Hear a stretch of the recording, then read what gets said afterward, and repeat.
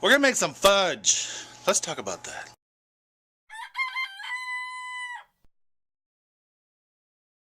Hey everybody, it's day 16,333 of my life, and today we are doing some prep for AIDS life cycle. So you're questioning, what does that mean?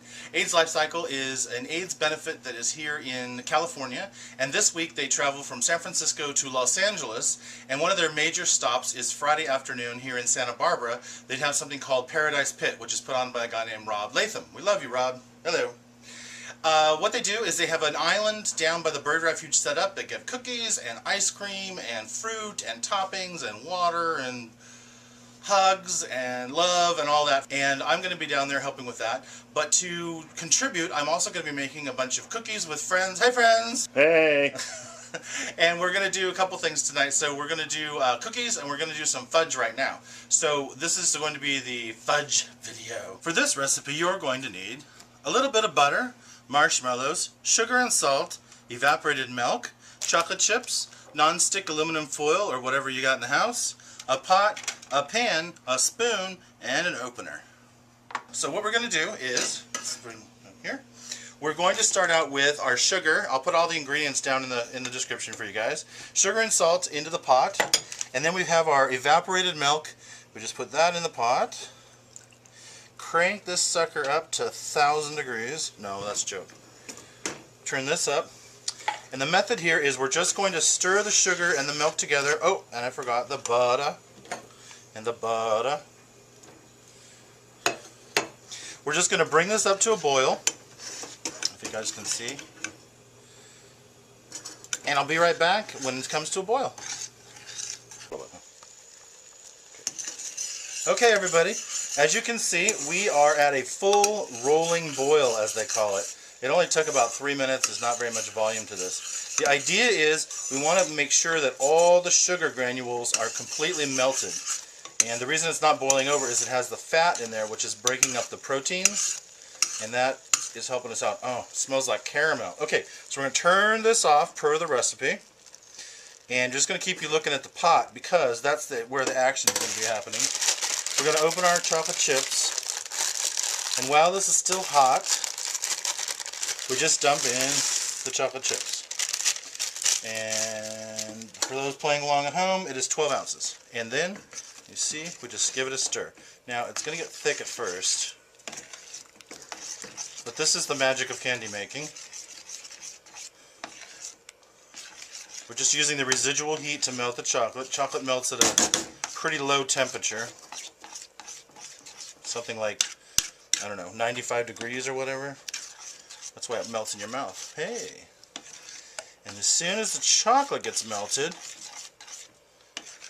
we're going to add the marshmallows. Almost there. So I'm going to speed this up on video. So I'm going to sing. And the chocolate is almost ready.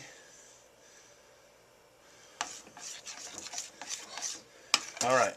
So you can see the chocolate is almost mixed, almost melted. And then we just add our marshmallows. Now comes the fun part. It's going to get extra sticky and gooey. It looks like Rocky Road ice cream, but it will turn to fudge. The magic. Just let it sit for a second. We're just letting the heat carry over. Da, da, da, da, da, da, da. Oh, and by the way, this is usually a Christmas thing, but I had the ingredients. So, we thought bike riders might like to eat some candy. Who doesn't like to eat some candy? Okay, you can start to see the melting of the marshmallows. See the streaking? That's a good sign. And you actually whip a little air. It helps to melt it and makes for smooth, fluffy fudge. I should have used a bigger spoon. Nice and left-handed. Almost there. We're going to let that sit 1 second, and then I'm going to show you we also have a pan, the same pan. I just lined it with the aluminum foil, and we're just going to pour the fudge in there in a second. So, almost there. Okay, look, the magic is done. So let's go over to this pan, and we're just going to pour it in.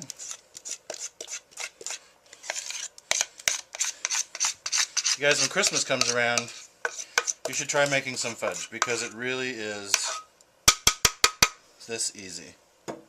Got a spatula over here.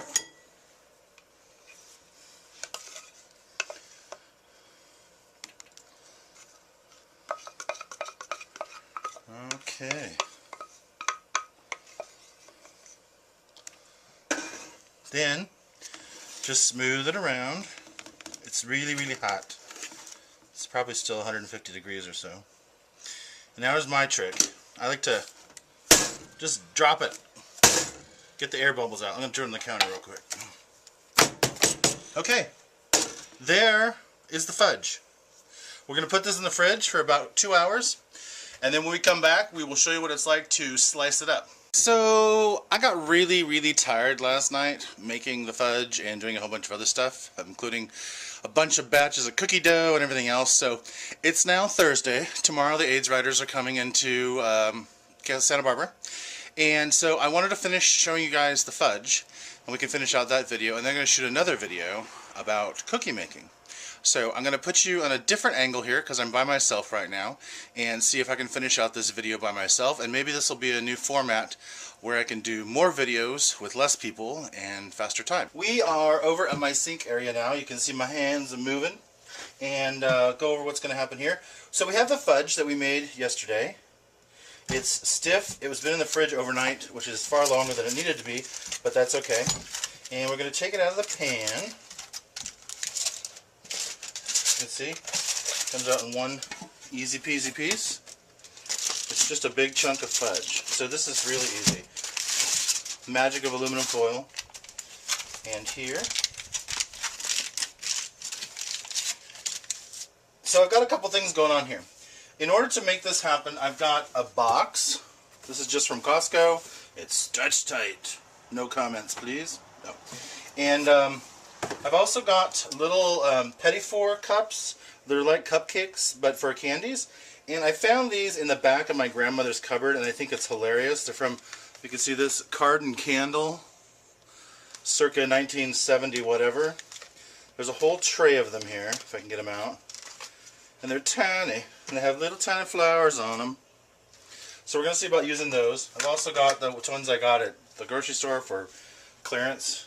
And then I've got some little candies to maybe decorate. Oops, I just threw everything all over. Some candies, which I can use for the red for the AIDS Life Cycle colors. So I'm going to try to think about how to cut this so it's going to make sense. Oh, I've got a cutting board under here too. So let's see, these are pretty small. So I'm thinking maybe only like 3/4 of an inch. Which seems kind of small, but you know what? They are riding bicycles and not trying to fatten up, but just have a little energy. So let's cut this all apart. It's nice and cold, easy to cut. Now, if you were doing this at Christmas time, you could do much bigger pieces if you were putting them in a cookie box for somebody. But I'm trying to just make these little snack size. Who knows? I mean, cut it however you want. You may just want to eat the whole piece. I'm trying to make them even. And kind of rough in here. Oh well. Let's see. Looks like we have a little piece that's extra, but you know what? This is for the bite. Mmm, that's good. Alright. And across this way.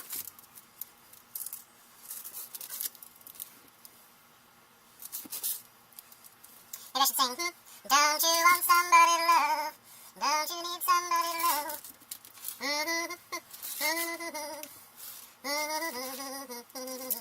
I'm not cutting these very well.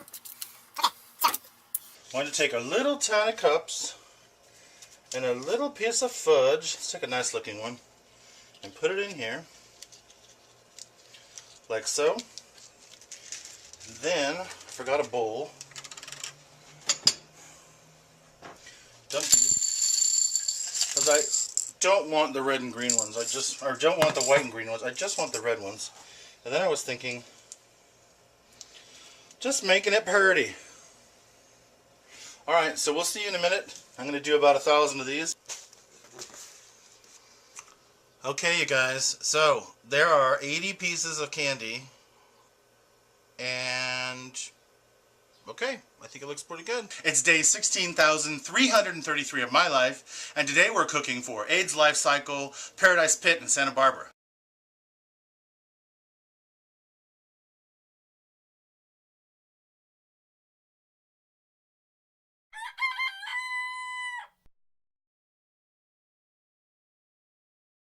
Okay, and you're on. Keep running. Keep running. Don't look at, don't have it. I give the ingredients right now. Frame is what you see in the frame. Hi, what you see in the frame is what you see in the frame.